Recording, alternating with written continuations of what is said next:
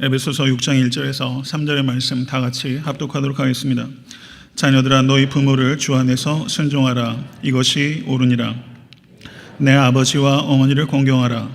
이것이 약속 있는 첫 계명이니 이는 내가 잘되고 땅에서 장수하리라.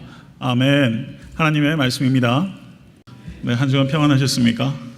우리 말씀 받기 전에 하나님께 다시 한번 기도드리겠습니다. 존귀하신 주님, 주님의 앞에 저희들 나아갑니다.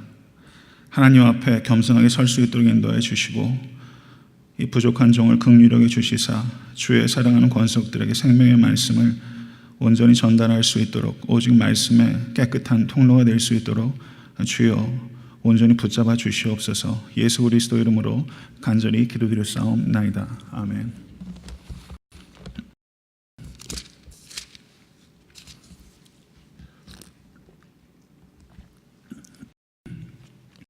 1983년도에 굿바이 마이 달링이라는 그 영화가 있었습니다. 이 영화는 실제 있었던 그 실화를 배경으로 만들어진 영화라고 합니다. 그 영화에 나오는 주인공의 이름은 루실이라는 그 여인이 있고, 이 루실에게는 그 이반이라는 남편이 있었습니다. 12년 동안 그 낳은 아이가 10명입니다. 저는 결혼해서 3년 반 동안 3명을 낳았는데요. 루실과 이반은 12년 동안 10명의 아이들을 낳았습니다. 부유한 가정이 결코 아니었습니다. 그렇지만 루실은 남편이 알코올 중독자임에도 불구하고 남편 이반을 극진히 사랑했고, 남편 이반이 물질적인 도움을 전혀 주지 못하고 오히려 가정의 여러모로 부담이 되었지만 남편을 정성껏 사랑하고 섬겼습니다.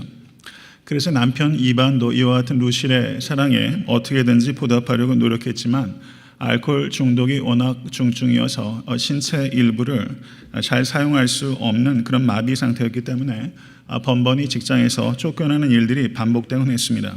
그래서 10명의 자녀를 양육하는 일은 온전히 그 어미인 루실의 책임이었던 것입니다. 그렇지만 루실은 불평 한마디 없이 아이 하나하나를 정성을 다해서 양육했습니다. 근데 10명의 그 자녀들 중에 6살 난 프랭크가 있었는데, 이 프랭크는 간질병을 앓고 있었습니다. 이 간질병을 앓고 있는 이 프랭크를 데리고 병원에 갔다가 이 루실 자신이 유방암에 걸려서 죽음이 얼마 남지 않았다는 사실을 알게 됩니다. 루실은 그 마음에 큰 고통이 있었습니다. 그런데 그때 그 딸아이가 이 루실에게 말합니다. 엄마가 이렇게 죽을 병에 걸린 것은 다 아빠 때문이야 라고 말하면서 아빠를 원망합니다. 그때 이 루실이 자기의 딸에게 이렇게 이야기하는 장면이 영화에 나옵니다. 내가 죽더라도 너희들은 가정을 가지게 될 것이란다. 그러나 아빠는 그렇지 못해. 아빠가 가장 외롭게 될 거야. 너희는 아빠를 사랑해야 된다. 이렇게 루실이 자기의 딸을 타이르는 장면이 나옵니다.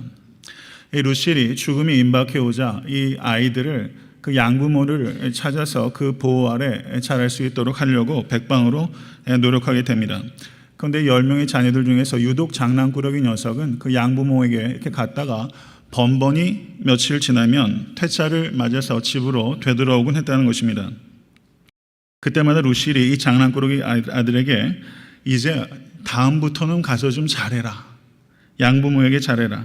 이렇게 타이르곤 했다는 것입니다. 그런데 오래 지나지 않아서 암이 온몸에 퍼지게 됐고 결국은 죽게 된 것입니다. 그녀의 장례식 날 아이들은 양부모들과 함께 무덤 앞에 모여 있는데, 그때 큰딸이 멀리 혼자서 외롭게 떨어져 서서 울고 있는 아버지를 발견하고 아버지에게로 달려가는 것입니다. 그리고 이 큰딸이 아버지에게 이렇게 말합니다. 아빠, 저는 아빠 잊지 않을 거예요. 아빠 사랑해요. 라며 아버지를 끌어안는 장면이 영화에 나오게 되는 것이죠. 저는 오늘 어버이날로 예배를 드리면서 혹시 우리 가운데 잊고 있는 이방과 같은 아빠가 있지는 않은지 생각해 볼 수 있게 되기를 바랍니다. 혹시 우리가 잊고 있는 엄마가 계시진 않은지, 집안에 전혀 도움이 되지 못하고 그리고 내 인생에 전혀 도움도 되지 못한다고 내가 야박할 정도로 타박했던 아빠, 엄마, 그런 이반이 있다면 그 이반을 이 아침에 우리의 마음속에 되살릴 수 있는 여신 될 수 있게 되기를 간절히 바라게 되는 것입니다. 한국에 그것이 알고 싶다라는 TV 방송이 있어요. 2008년도 4월 12일에 있었던 프로그램입니다. 자식만을 믿은 죄, 해외 고려장이라는 그 내용의 방송이 있었습니다. 그런데 그 방송이 너무나 충격적인 이야기를 담고 있습니다. 2014년 5월 당시에 69세인 최모 할아버지 내외가 캐나다에 있는 큰딸과 둘째 딸 내외가 부모를 극진히 잘 모시겠다고 해서 캐나다행을 결심하고 캐나다로 가게 됩니다. 그런데 이 큰딸 내외가 부모님들의 이민 신청을 위해서는 돈이 필요하기 때문에 이 노부모가 자신이 평생 모았던 돈 8천만 원을 큰딸 내외에게 맡기게 됩니다. 그런데 나오기로 기다리고 있던 이 비자가 전혀 영주권이 나오지 않고 그래서 결국 이 노부부가 한국으로 다시 돌아가야만 했습니다. 그래서 영주권 취득이 어려울 것이란 말을 들었지만 큰딸에게 맡겼던 8천만 원을 다시 받아야 되겠기에 다시 캐나다로 갔습니다. 그런데 캐나다로 갔는데 이 큰딸 내외가 살던 집에 큰딸 내외가 있지는 않은 겁니다. 아무리 찾아도 종적을 찾을 수가 없습니다. 그래서 둘째 딸 내외 집에 의탁해서 살고 있는데 둘째 딸 내외도 자기 언니를 수소문했지만 찾을 수 없게 되었고 이제 같이 있는 아버지 어머니가 짐이 된 것입니다. 그러던 어느 날 이 최씨 할아버지가 이 둘째 사위와 신랑을 하다가 몸다툼이 벌어지게 되었고 둘째 사위가 밀치는 바람에 크게 허리를 상하게 된 것입니다. 그런데 병원에서 치료받을 도움도 얻지 못하게 되고 그리고 급기야 이 할머니는 그 당뇨병 때문에 심한 어려움을 겪게 됩니다. 그래서 그 병원비를 마련하기 위해서 깡통 줍기를 하는 일에까지 하게 되었던 것입니다. 그러자 이 노부부가 울분을 참지 못하고 법에 호소하게 됐고 반환 청구 소송을 냈지만 큰딸이 행적을 감췄기 때문에 그와 같은 소송이 별무 소용이 없게 된 것입니다. 그리고 이와 같은 사정을 알게 된 교회에서 이 불쌍한 그 최씨 할아버지 내외에게 조그만 쪽방을 내어주고서 그곳에서 라면을 먹으면서 근근히 끼니를 때우고 있다는 내용이 그것이 알고 싶다라는 이 프로그램에서 이제 고발한 그 이야기이죠. 이런 이야기를 하는 것 자체가 사실 굉장히 유쾌하지 못한 일입니다. 그런데 이와 같은 어떻게 보면 극단적인 일들이 사실상은 주변에 많이 있을 수 있고 그리고 한국 사회에서도 이런 일이 빈번히 나타나고 있다는 것입니다. 자식들이 고속버스 터미널, 시외버스 터미널, 기차 역전 대합실, 그리고 잠실의 롯데월드, 그리고 유원지 등과 같은 곳에 나이든 부모를 모셔다 놓고 부모의 주민등록증을 자기들이 가지고 돌아가 버린 일들이 있다고 합니다. 이 현대판 고려장이 한국 사회에 부쩍 늘어나고 있다는 것이죠. 그리고 병원에는 이 자식들과 연락이 되지 않는 깊은 병 가운데 있는 노인들이 적지 않게 있다는 것입니다. 이것이 일반적인 현상이라고 하기에는 너무 때이른 감이 있지만 분명히 이 시대는 이 자식들이 자기에게 도움이 되지 못하는 그 노부모들을 이 현대판 고려장으로 버리는 그런 참으로 악한 시대라는 것은 참으로 마음 아픈 일이 아닐 수 없습니다. 불효는 말세의 징조라고 성경이 분명하게 말씀하고 있습니다.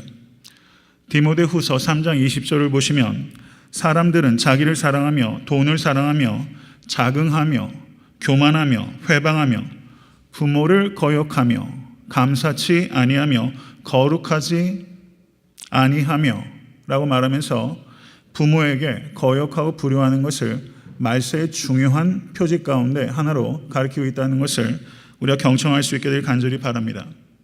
성경은 구약 성경에도 그렇고 신약 성경에도 그렇고 불효를 매우 대표적인 악행으로 기록하고 있다는 것을 기억하실 수 있게 되기를 바랍니다. 성경은 불효에 대해서 매우 무서운 징벌이 있게 될 것이다 라고 빈번하게 강조해서 말씀하고 있습니다.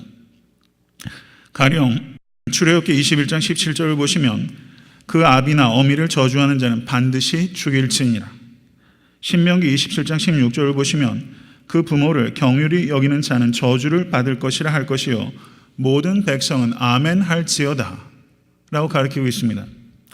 잠언 30장 17절을 보시면 아비를 조롱하며 어미 순종하기를 싫어하는 자의 눈은 골짜기에 까마귀에게 쪼이고 독수리 새끼에게 먹히리라 라고 표현하고 있을 정도입니다. 이뿐만 아니라 로마서 1장 30절을 보시면 이방인들의 대표적인 악행으로 불효를 언급하고 있습니다. 비방하는 자요, 하나님의 미워하시는 자요, 능욕하는 자요, 교만한 자요, 자랑하는 자요, 악을 도모하는 자요, 부모를 거역하는 자요 라고 말하면서 이방인들의 대표적인 악행 가운데 하나로 불효를 명시하고 있다는 것을 우리는 결코 간과해서는 안 되는 것입니다. 그런데 반면에 성경을 보시면 부모를 사랑하고 부모를 극진히 섬겼던 사람들을 하나님께서 한결같이 기뻐하시고 그들을 귀하게 사용하셨다는 내용들이 성경 곳곳에 등장합니다. 노아에게 세 아들이 있었습니다. 그런데 함은 부모의 수치를 드러낸 연고로 저주를 받게 됐고 셈과 야벳은 부모의 수치를 가려준 연고로 큰 축복을 받게 된 사건은 모두 잘 알고 있는 성경의 내용입니다. 이삭은 어떠합니까? 이삭은 나이 많이 들은 그 아브라함이 자신을 번제로 드리려고 모리아산에서 자신을 내려치려고 하는 그 순간까지 아비의 권위에 철저하게 순종하는 모습을 보이게 됩니다. 요셉은 어떠합니까? 아비와 헤어진 후에 얼마나 아비 야곱을 그리워했고 그리고 야곱을 만난 후에 저가 얼마나 극진히 섬기고 죽을 때까지 봉양합니까? 룻은 어떠합니까? 그 시어미 나오미가 이 룻의 처지를 불쌍히 여겨서 자기를 떠나라고 강권하지만 룻은 그 시어미 나오미에게 이렇게 말합니다. 어머니께서 죽으시는 곳에서 나도 죽어 거기 장사될 것이라. 룻의 이와 같은 효성은 룻의 자손을 통해서 다윗이 나오고 그리고 그 족보를 통해서 예수 그리스도께서 나오시는 엄청난 축복으로 저가 그 효성의 열매를 맺게 되는 것입니다. 다윗은 어떠합니까? 다윗을 핍박했던 아들 압살롬은 창의 심장에 찔려서 죽임을 당하게 됐고 다윗의 아들 가운데 솔로몬은 왕이었지만 그 어미 밧세바가 나올 때 밧세바를 영접해서 절하고 자리를 만들어 자신의 우편에 앉히는 그와 같은 효성을 하게 됩니다. 성경 곳곳을 보게 되면 불효를 너무나도 명백한 하나님께서 미워하시는 벌로 묘사하고 있고 효도를 하나님께서 기뻐하시고 효를 행하는 자들을 하나님께서 크게 사용하시는 것을 우리 명백하게 볼 수 있다는 사실입니다. 그렇지만 이 효도가 중요하다고 가리키는 것은 비단 성경뿐만 아니라 모든 제 종교와 그리고 제 철학에서도 이 효도를 매우 중요하게 가리키고 있는 것이 사실입니다. 오늘 설교의 핵심은 세상의 많은 종교와 철학에서 가리키는 효도와 성경에서 가리키는 효도가 어떻게 다른가 하는 것에 대한 명확한 이해가 우리에게 필요하다는 것입니다. 사도 바울께서는 오늘 본문에서 자녀들에게 부모에게 순종하라 라고 첫 번째 명령을 줍니다.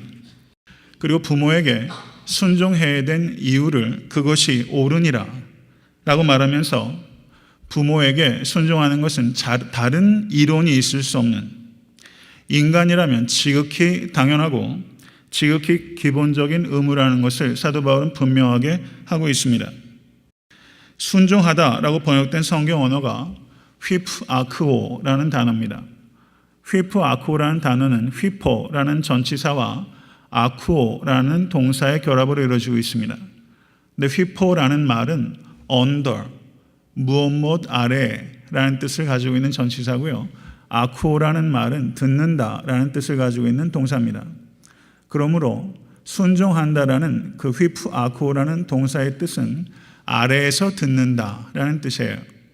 그러므로 부모에게 순종하라는 것은 부모 아래에서 들어라라는 의미를 1차적으로 어원적으로 가지고 있다는 뜻입니다. 그러면 자식이 부모 아래에서 들어야 되는 이유는 무엇입니까? 그것은 자식이기 때문입니다. 부모에게 허물과 약점이 없기 때문에 휘푸아쿠하는 것이 아니라 내 부모이기 때문에, 나를 낳아주시고 길러주신 내 부모이기 때문에 단지 그 하나 이유만으로도 자식으로서 부모 아래에서 들어야 될 충분한 이유가 있다라고 성경 우리에게 가리키고 있는 것입니다. 아래에서 들을 수 있는 자녀 되신 여러분과 제가 될 수 있게 되기를 주님의 이름 간절히 축원합니다. 그렇지만 성경은 그것이 옳기 때문이다라는 자연법 혹은 양심의 법에 따라서 부모에게 순종하라, 그 이유를 효도의 이유로 우리에게 제시하고 있지만 그것보다 훨씬 중요한 이유가 있다라는 것을 사도 바울은 우리에게 가르치고 있습니다. 그것은 그리스도인들은 주 안에 있기 때문에 부모에게 순종해야 된다는 사실입니다. 주 안에서라고 번역되고 있는 성경 원어가 엔큐리오입니다. 엔큐리오. 이것은 영어로 번역하면 in Christ라고 할 수 있습니다. 그런데 여기서 전치사 n은 because of Christ 이렇게 번역할 수 있어요. 문자적으로 번역하면 in Christ지만 그것을 의미적으로 의역을 하게 되면 because of Christ. 그리스도인으로서 부모에게 순종해야 된 이유는 그것이 옳기 때문이라는 자연법이 있지만 그것보다 훨씬 중요한 이유가 있는데 그것은 주 예수 그리스도 때문에 부모에게 순종하라는 것입니다. 엔큐리오, because of Christ. 이것을 NLT 번역은 이렇게 의역하고 있습니다. Because you belong to the Lord. 내가 주님께 속하였기 때문에 부모에게 순종하라. 사랑하는 성도 여러분, 사도 바울께서 그리스도인 자녀들이 부모에게 순종해야 될 가장 본질적이고 결정적인 이유는 Because you belonged to the Lord. 내가 주님께 속하였기 때문에 부모에게 순종하라. 이것은 그리스도인들이 부모에게 속한 증거로서, 그리스도인들이 그리스도께 속한 증거로서 부모에게 순종하는 열매가 가시적으로 나타나야 한다라는 것을 가리키는 것입니다. 그러므로 그리스도인들의 효도는 제자도의 핵심이라고 할 수 있는 것입니다. 사도 바울께서 말씀하신 효도에 대한 또 다른 본문이 골로새서 3장 20절에 나타납니다. 거기에 보시면 자녀들아 모든 일에 부모에게 순종하라 라고 가르칩니다. Children, obey your parents in everything. 여기에서 강조하는 바는 in everything, 모든 것에 부모에게 순종하라는 것입니다. 그리고 그 이유를 설명하면서 이는 주 안에서 기쁘게 하는 것이니라. For this pleases the Lord. 그것이 부모를 기쁘게 하는 것이 아니라 It pleases the Lord. 주님을 기쁘시게 하는 것이다. 이것이 성경적 효도관의 결정적인 차이입니다. 그리스도인 자녀들이 부모에게 순종해야 된 이유는 그것이 부모에게 기쁨이 되기 이전에 1차적으로 주님께 기쁨이 되기 때문입니다. 이것을 기억하실 수 있게 간절히 바랍니다. 그러면 이것은 달리 말하면 그리스도인이 그 부모에게 불순종하는 것은 부모에게 불순종하기 이전에 1차적으로 주님께 불순종하게 되는 것입니다. 이것이 세상의 많은 종교와 철학에서 가르치는 효도와 성경에서 가르치고 있는 효와 결정적인 차이입니다. 그리스도인 자녀는 이 땅의 아버지와 어머니와 나의 관계를 하늘에 계신 아버지와 나의 관계를 통해서 바라보는 사람입니다. 육적인 부모와 자녀의 관계를 하늘에 계신 아버지와 나라는 영적인 관계 속에서 바라볼 수 있는 유일한 존재, 그 사람들이 바로 그리스도인인 것입니다. 내 육신의 아버지와 어머니에 대한 나의 태도는 하늘에 계신 아버지에 대한 나의 태도를 고스란히 반영하는 것입니다. 이것이 결정적인 차이입니다. 이것을 기억하실 수 있게 되기를 간절히 바랍니다. 그렇다면 이와 같은 성경적인 효도에 대한 지식은 우리를 보다 깊이 있는 효도로서 우리의 삶을 이끌어갈 수밖에 없는 것입니다. 그리스도인 자녀는 세상의 자녀보다 더 부모에게 효도해야 합니다. 유교를 따르는 사람보다 그 부모에게 더 효도해야 되는 것이 그리스도인 자녀입니다. 왜냐하면 나와 육신의 부모의 관계가 나와 하늘의 아버지의 관계를 반영하는 것이라는 지식은 오직 그리스도인에게만 주어지는 것이기 때문입니다. 우리는 세상 어떤 사람도 갖고 있지 못한 효도에 대한 더 깊은 의미를 알고 있는 사람이고, 그리고 더 깊이 효도할 수 있는 능력을 공급받는 사람입니다. 그렇기 때문에 그리스도인 자녀는 더 풍성한 효도의 열매를 맺어야 하고, 그리고 맺을 수 있는 유일한 존재입니다. 이것을 우리는 기억해야 될 것입니다. 또 하나, 주 안에서 순종하라라는 가르침에서 이 주 안에서라는 말은 이런 뜻이 있다는 것을 우리는 기억해야 합니다. 부모에 대해서 우리가 순종해야 합니다. 그런데 사도 바울께서 내 부모에게 순종하라라고 가르치지 아니하시고 주 안에서 부모에게 순종하라라고 말하면서 이 주 안에서라는 단서를 붙인 이유는 부모에 대한 순종에는 단 한 가지 조건이 있다라는 것을 밝히는 것입니다. 부모에게 순종하기 위해서 주님께 불순종할 수 없다는 뜻입니다. 그리스도께 불순종이 되지 않는 범위에서 부모에게 순종하라라는 것을 가르치고 있는 것입니다. 지난주에 저는 에베소서 6장 4절의 말씀을 가지고 설교했습니다. 에베소서 6장 4절의 말씀은 아비들아 너의 자녀를 노엽게 하지 말라라는 가르침이었습니다. 성도 여러분, 그렇지만 어떻습니까? 자녀를 노엽게 하는 부모들이 있습니다. 그렇죠. 어느 부모가 자녀를 노엽게 하지 않는 순간이 한 번도 없다라고 말할 수 있는 부모가 어디 있겠어요? 우리가 얼마나 약한 존재입니까? 의도했던 의도하지 않았던 부모들이 자녀를 노엽게 하는 순간들이 있어요. 그렇지 않습니까? 그러면 여기에서 우리가 질문하게 되는 것이죠. 부모에게 주시는 명령이 자녀를 노엽게 하지 말라는 가르침이라면 실제 상황 속에서 부모가 자녀를 노엽게 하는 상황들이 있지요. 그러면 부모가 나를 노엽게 할 때 그 부모에게 순종해야 하는가 하는 것이죠. 성경은 순종해야 된다고 가르치는 것입니다. 실제 우리의 삶이 자신을 노엽게 하는 부모에게 순종하지 못하고 있다 할지라도 성경적인 가르침은 순종해야 된다고 가르치는 거예요. 우리가 명확한 지식이 있을 때 실제 삶이 거기까지 미치지 못해도 이게 개선될 수 있는 여지가 있는 거예요. 노엽게 하는 부모에게도 순종해야 될 의무가 있습니다. 이것을 받아들이실 수 있게 간절히 바랍니다. 단 하나의 조건이 있다면 주님께 불순종이 되지 않는 범위 내에서 부모에게 순종하라는 단 한 가지 컨디션만 있는 것이지, 부모가 노엽게 하면 순종하지 않아도 된다고 성경은 결코 가르치고 있지 않다는 뜻입니다. 사랑하는 성도 여러분, 부모의 인격과 혹은 부모의 신앙과 부모의 소유와 아무 상관없어요. 요즘 세상 사람들 그러잖아요. 부모가 뭘 가지고 있으면 자식들이 그 앞에서 싹싹하게 굴고요. 부모에게 유산 다 물려주고 나면 이제 완전 뒷방 늙은이 같이 이 홀대받는 일들이 세상에 많이 벌어지지 않습니까? 참 악합니다. 부모의 인격과 신앙과 부모의 소유와 하등에 관계없이 주 안에서 부모님들은 자녀들이 순종해야 될 그런 대상이라는 것을 우리가 깊이 생각할 수 있게 간절히 바랍니다. 그리스도인 자녀는 예수 그리스도 안에서 새로운 피조물이 된 존재입니다. 그렇기 때문에 부모에게 효도를 할 때 내가 중생하기 전에 부모를 대하는 태도와 중생한 후에 부모를 대하는 태도는 분명히 달라야 하는 것입니다. 중생한 그리스도인으로서 부모를 대하는 태도는 내가 주 안에서 새로운 피조물이 되었다는 것을 증명할 수 있는 방식으로 부모에게 효도를 다해야 되는 것입니다. 부모에 대한 두 번째 의무는 내 아버지와 어머니를 공경하라는 것입니다. 순종하는 것과 공경하는 것은 어떻게 차이가 있다고 여겨지십니까?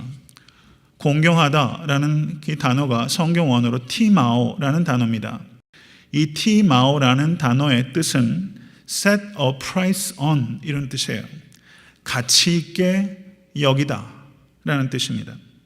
부모를 가치 있게 여기다, 이것이 공경하다라는 그 말이 가지고 있는 어원적인 의미예요. 부모를 가치 있게 여기다. 효도는 부모에게 순종하는 것만으로 충분하지 못하다는 거예요. 부모를 가치 있게 여기는 거예요. 부모를 사랑하지 않아도 부모에게 순종할 수 있어요. 부모가 가진 게 많으면, 부모가 힘이 있으면, 부모한테 뭔가 얻을 게 있으면 부모 사랑하지 않아도 순종해요. 부모 존경하지 않아도 순종해요. 외적인 행동은요, 내 이익과 연관져서 부모에게 순종할 수 있어요. 부모에게 순종하는 것으로 충분하지 못해요. 경우에 따라서는 사랑 없이 존경 없이 부모에게 하는 순종이 사실상은 불효예요.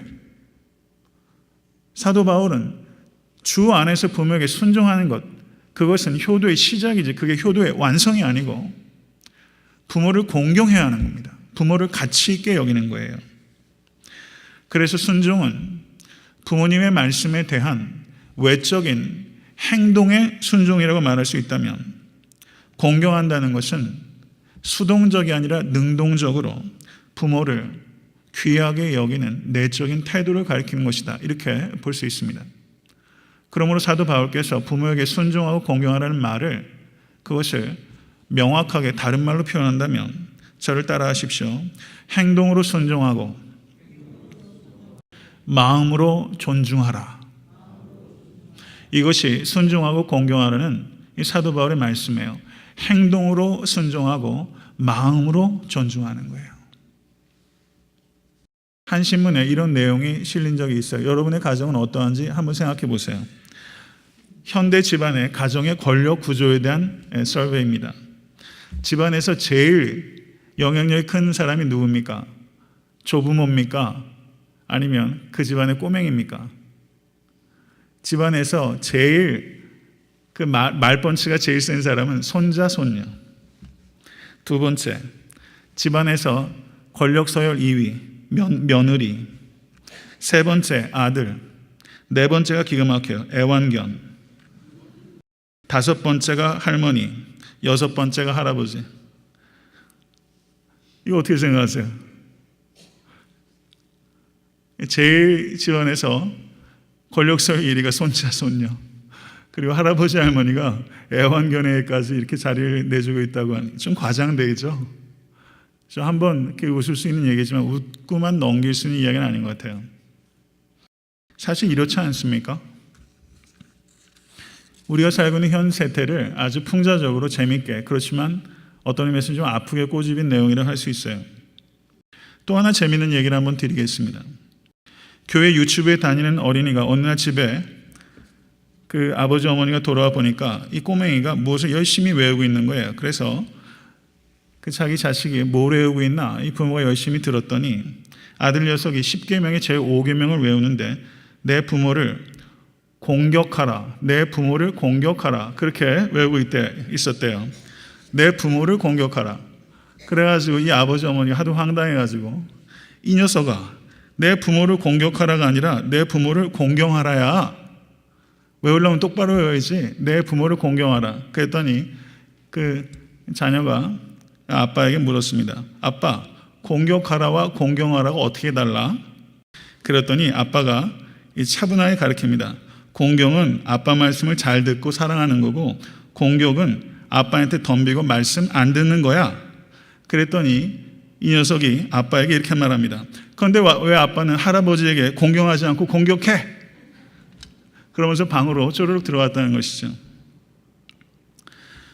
우스꽝스러운 얘기인데 많이 생각하게 되는 것 같아요.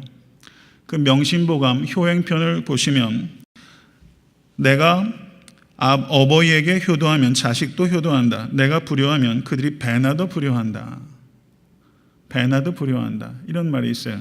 이게 맞는 말이죠. 예, 맞는 말입니다. 뿌린 대로 거두게 됩니다. 효도를 뿌리면 효도를 거두게 될 것이고, 불효를 뿌리면 불효를 배나도 거두게 될 것이다. 이런 말도 있습니다. 아기 개는 어미 개를 닮아간다라는 말이 있어요. 어미 개가 옆으로 걸으면서 아기 개한테 어떻게 앞으로 가라고 할 수 있겠어요? 내가 부모에게 불효하면서 자식에게 효도를 기대한다는 것은 내가 옆으로 걸으면서 앞으로 걷는 개를 기대하는 것과 같은 것이다 라고 말씀할 수 있습니다. 성경을 보시면 사무엘서의 사무엘이 다윗의 아비 이새에게 갔을 때 그 이새의 아들들이 사무엘 앞으로 계속 지나가지 않습니까? 그런데 다 지나가는데 누구는 없었어요? 다윗은 없었어요. 다윗은 어디 있었죠? 들에서 양을 치고 있었어요.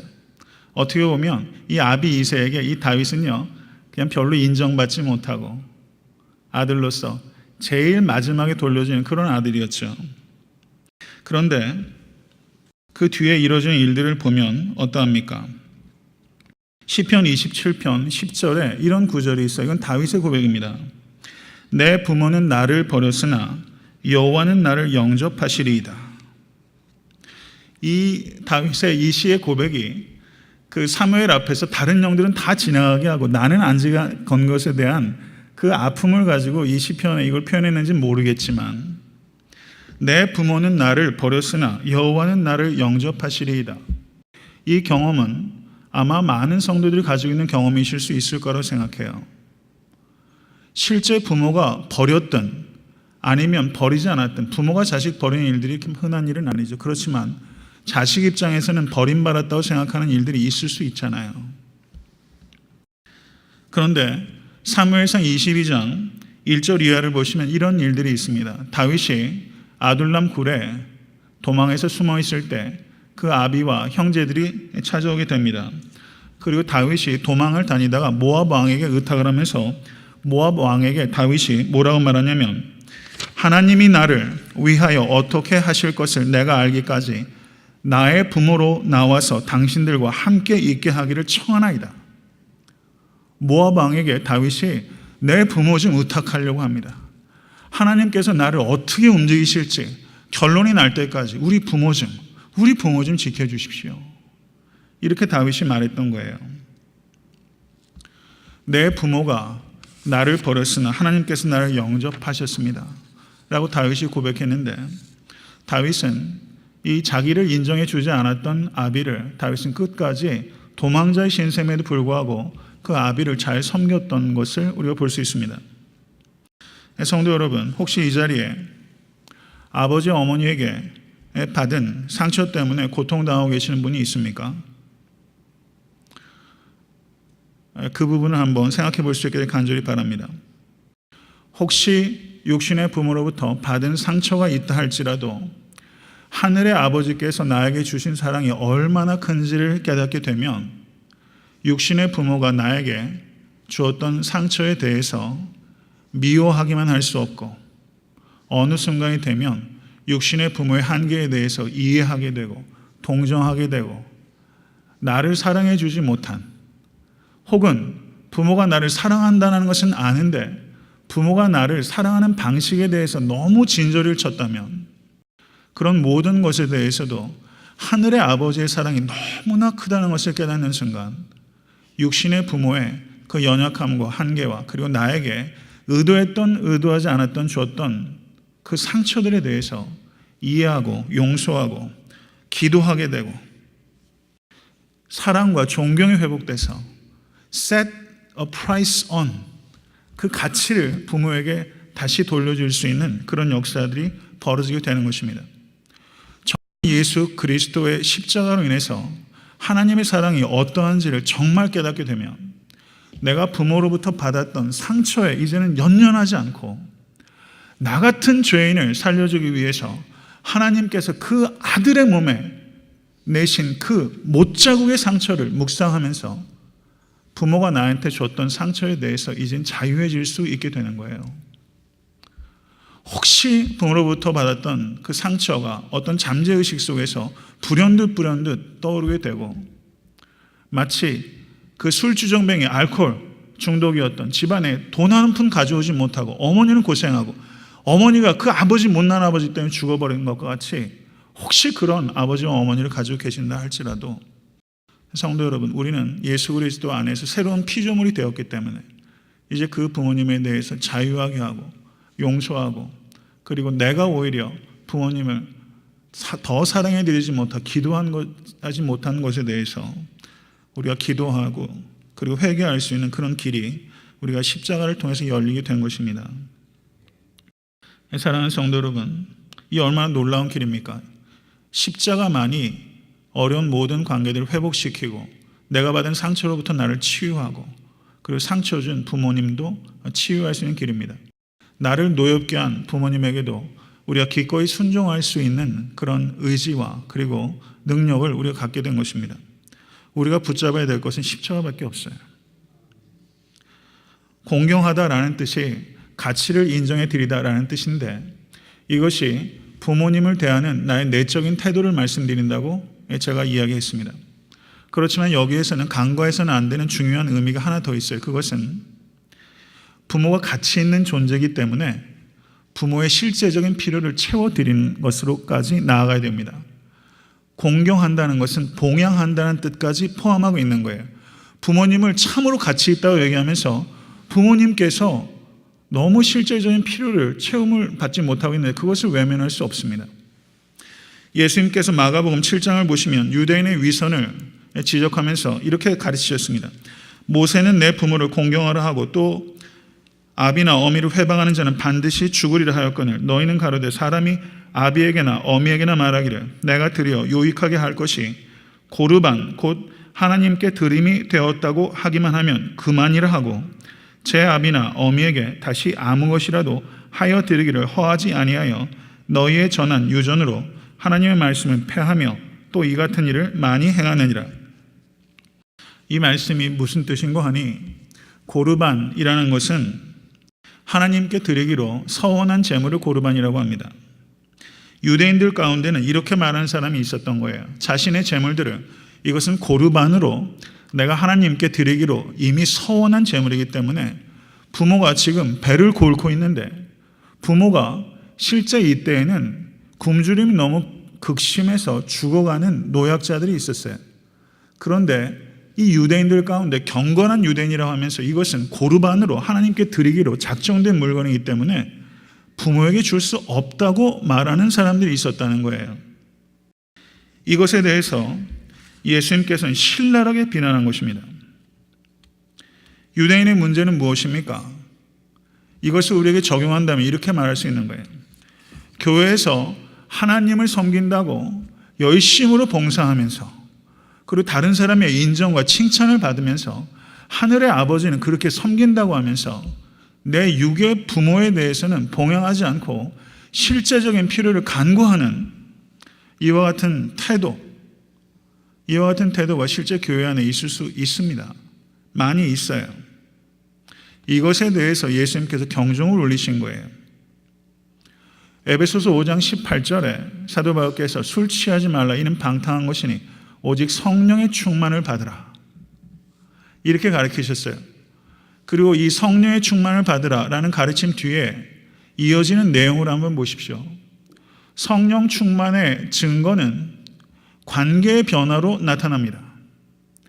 성령 충만을 받으라 라고 주님께서 가르치시고 그 뒤에 이어지는 내용은 남편과 아내의 관계, 부모와 자녀의 관계, 상정과 종의 관계를 가르치셨어요. 이와 같은 문맥이 우리에게 강조하는 바는 성령 충만을 받으면 남편과 아내의 관계가 바뀌고 부모와 자녀의 관계가 바뀌고 직장 생활에서 상사와 그리고 부하 직원과의 관계, 주인과 종의 관계가 바뀐다는 것입니다.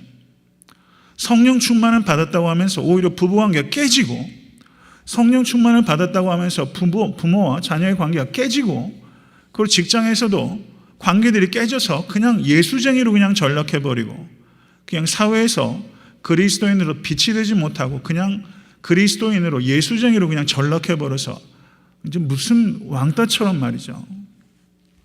사회생활에서 그렇게 부정하는 이런 태도로 관계가 깨어진다면 이것은 전혀 성령 충만을 이해하지 못한 거예요. 성령 충만 받지 못한 겁니다. 성령 충만의 증거는 부모에게 대한 효도로 나타날 수밖에 없습니다. 이것을 기억하신 여러분과 제가 될 수 있게 간절히 바랍니다. 어른들이 하기 싫어하는 말이 3가지가 있대요. 이런 얘기를 많이 하시죠. 어르신들은 너무나 공감하실 것 같아요. 자식들에게 아프다는 말 참 안 하세요. 저희 부모님도 그러세요. 저희 아버지 참 아프다는 말씀 안 하세요. 아프다는 말씀 안 하세요. 둘째, 외롭다는 말씀 안 하세요. 외롭다는 말씀 안 하세요. 제가 한 3주 전쯤에 어떤 전화를 한번 받았어요. 우리 교회 교인 아니에요. 전화를 받았어요. 그러면서 우리 교회를 위해서 기도하고 계시다는 얘기를 전화를 통해서 하셨어요. 그러면 저에게 뭐라고 하는지 아세요?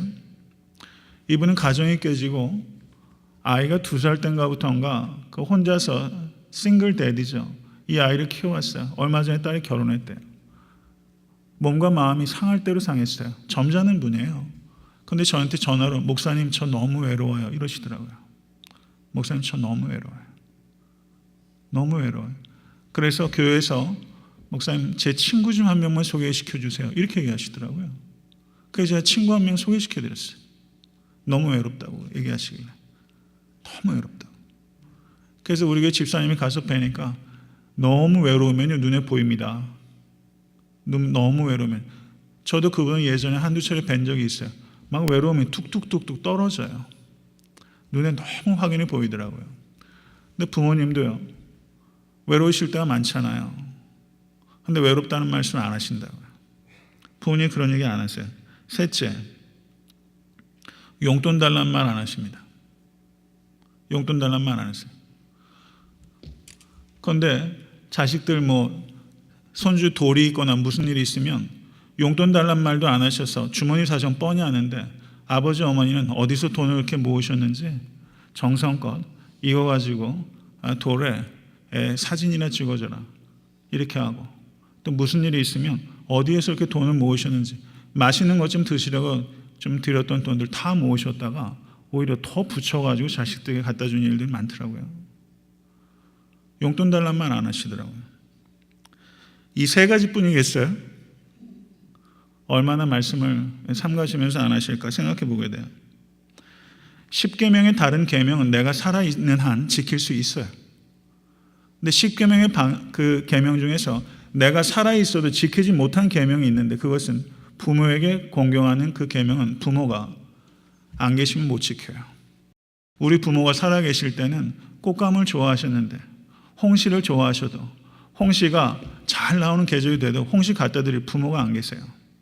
그것을 안타깝게 시에 이렇게 기록했던 선비도 있지 않습니까?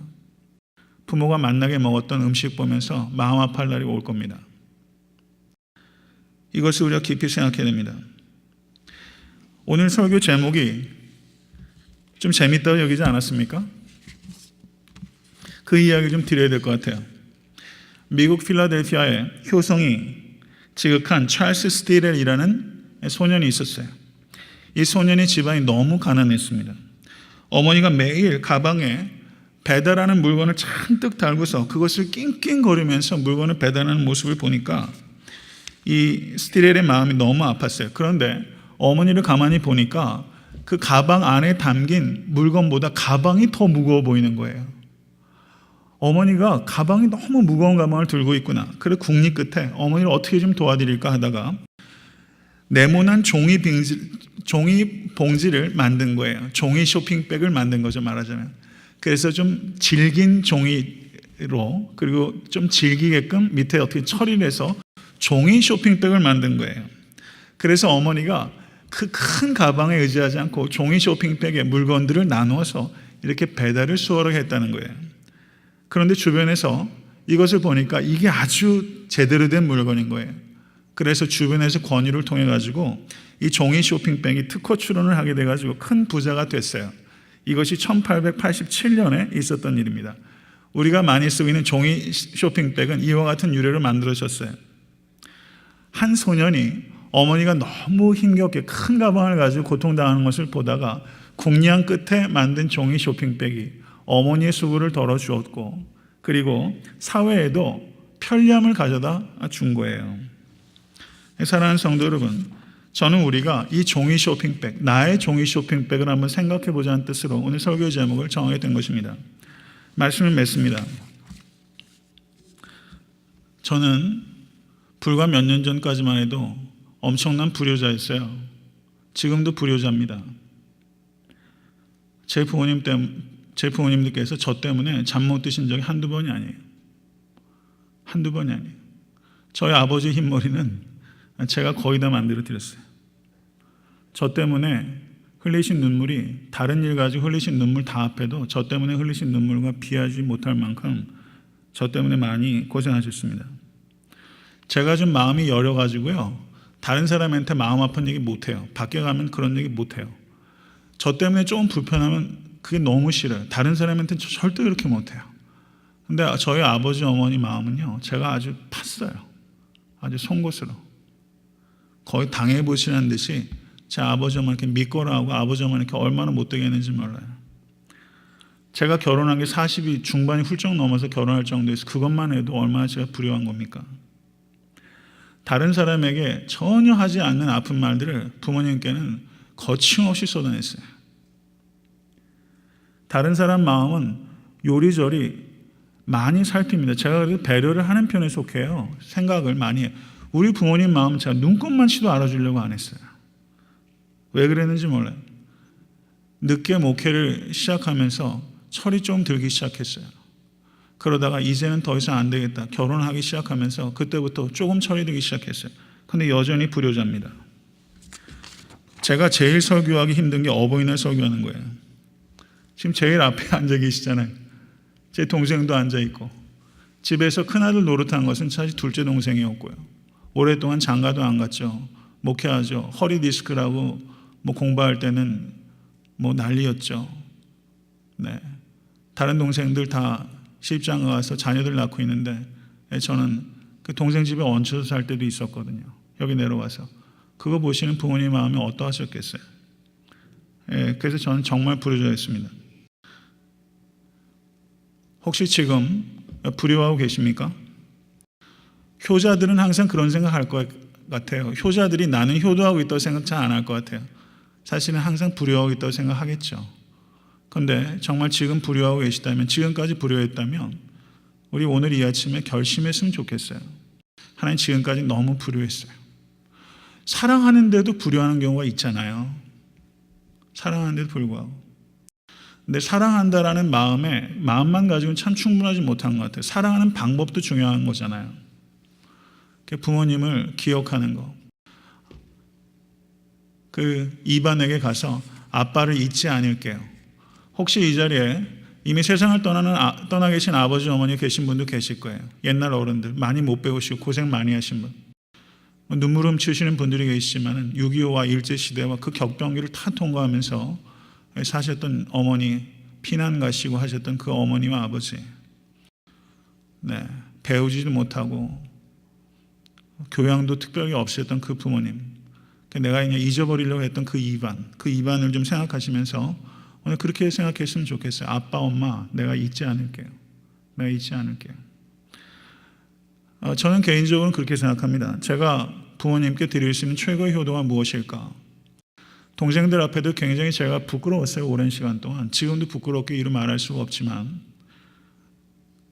제가 부모님께 드릴 수 있는 최고의 효도는 저는 그거라고 생각해요. 제가 목사 되는 거라고 생각합니다. 그냥 올디네이션 받아서 목사가 아니라 진짜 목사 되는 거. 제가 정말 목사 되는 게 제가 부모님께 드릴 수 있는 최고의 효도라고 생각을 해요. 제가 그래서 목회에 진실하려고 노력하고 있는 가장 중요한 동기 중에 하나는 아버지 어머니가 허리띠 졸라가시면서 저 목회자 만들겠다고 제가 공부한 게 30대 후반 정도까지 공부를 했는데요. 두 분 다 교제에 계셨으니까 무슨 돈이 이렇게 있었겠어요. 아끼고 졸라서 심지어 제 동생들 공부하는 것도 좀 만류해 가시면서 사실은 제 목회자나 키우겠다고 집안에서 아버지 어머니 희생하시고 동생도 희생한 부분들이 많죠. 그래서 목사 하나 만들겠다고.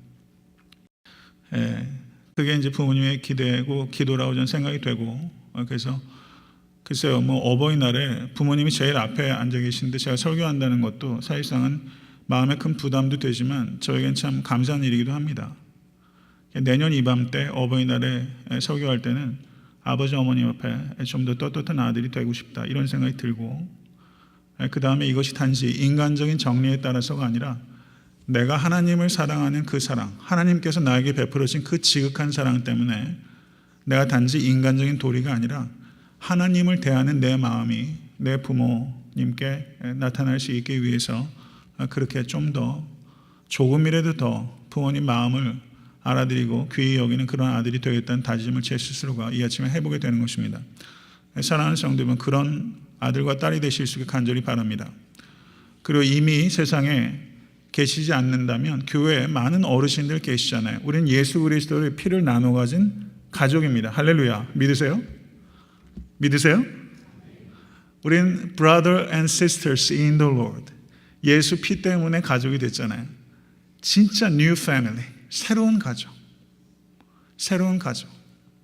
새로운 가족이라는 관점 안에서 우리의 육신의 부모와 자녀와 형제들 보는 것이고, 그리고 옆에 있는 형제 자매들 보는 거예요. 교회에서 연로하신 어르신들 공경하시면 좋겠어요. 저희 샬롬의 어르신들 계시지만 제가 마음은 항상 어떻게 좀 잘 좀 섬겨야 되는데 아직 구체적인 행동을 아직 못하고 있어요. 근데 그렇게 해야죠. 이제는 백수 시대를 내다보는 그런 시대에 우리 교회에서 어르신들 마음 편안하시고 행복하게 신앙생활 하시고, 그리고 진짜 의의 멸관을 향해서 마지막까지 경주하실 수 있도록 독려하고 응원하고 하는 일들을 교회가 해야 된다고 믿습니다. 그래서 모쪼록 신앙생활하면서 무례하면 안 돼요. 교회 내에서 신앙생활하면서 어른들께 잘 공경하십시오. 그리고 인사 잘하세요. 한국 사람들은요, 내가 오늘 인사했더라 안 했더라 헷갈리면 인사 또 하세요. 인사 2번 3번 하면 어때요? 인사 잘하면 반은 먹고 들어가는데, 세상 말로. 인사 잘하세요. 어르신들 인사 잘하시고 살갑게 인사하시고 밝은 얼굴로 인사하시고, 삶을 구체적으로 깊이 있게 못 나눠도 그냥 할아버지 할머니 생각하시면서 그렇게 깊이 따뜻하게 인사 나누세요. 교회가 그런 공동체 되죠. 그렇게 하시겠습니까? 오늘 잊어버리고 있던 부모님들을 마음에서 살려내세요. 그리고 다짐하십시다. 한번 절 따라 하시기 바랍니다. 아빠, 엄마 잊지 않을게요. 기도하겠습니다. 존귀하신 주님, 아버지 어머니를 주셔서 너무나 감사합니다. 아버지 하나님 아버지, 그 사랑 알고 나서 육신의 아버지 어머니를 새롭게 만나게 하시니 참으로 감사합니다. 아버지 하나님, 세상에도 효자가 있고 효녀가 있는데 아버지, 우리는 더 효자가 되고 더 효녀가 될 수 있도록 인도해 주시옵소서. 마음은 있는데도 여전히 말로 마음 아프게 하고 또 조금만 생각하고 배려하면 기쁘게 해드릴 수도 있는데도 불구하고 그렇게 못하면서 우린 여전히 불효자입니다.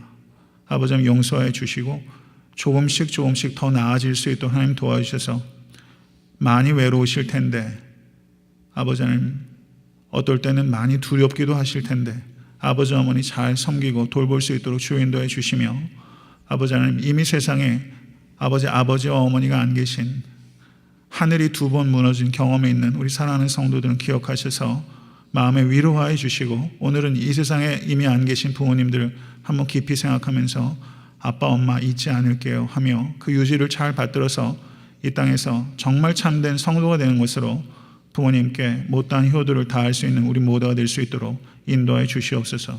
예수 그리스도 이름으로 간절히 기도드려 싸움나이다. 아멘.